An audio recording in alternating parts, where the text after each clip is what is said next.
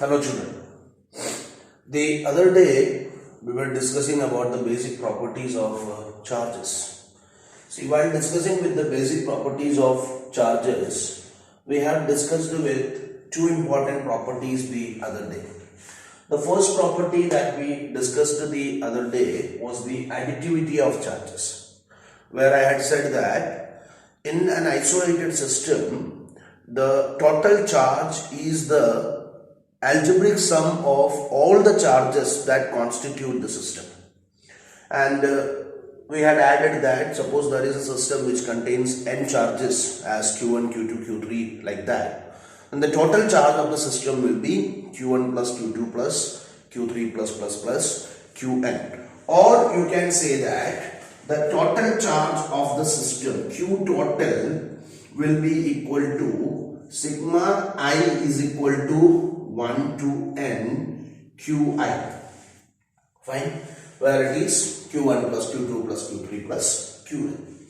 The second one which we had discussed yesterday was the quantization of charges, which means that the electric charges are quantized, or it is always an integral multiple of some particular amount which is called as the quantum.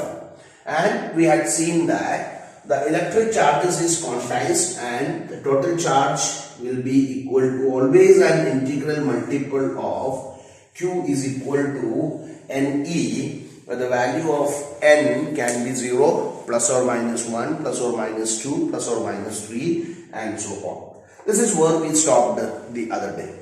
Now coming on to the next one, which is called the conservation of charge. See, you have already studied in your lower standards like conservation of energy, conservation of momentum, that the total energy of a system is conserved. The total momentum before collision is always equal to the total momentum after collision. Similarly, the charges also follows the laws of conservation. And what is the law of conservation? The law of conservation of charge states that the total charge of an isolated system, it always remains constant.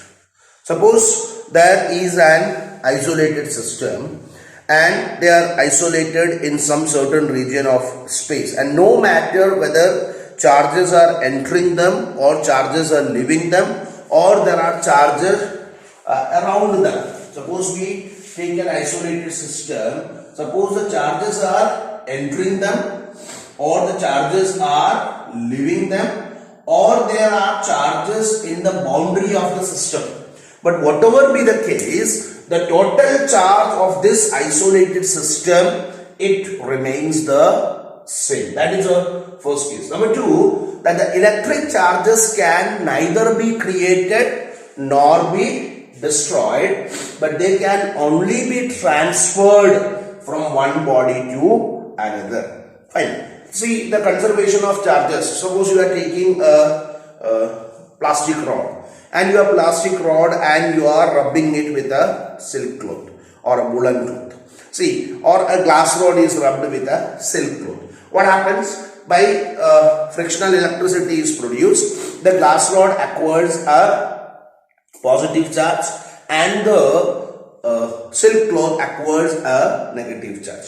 But there you need to remember that the amount of positive charge on the glass rod will be an equal amount of negative charges will be there on the silk cloth. So when they are rubbed with when glass rod is rubbed with a silk cloth, it develops a positive charge.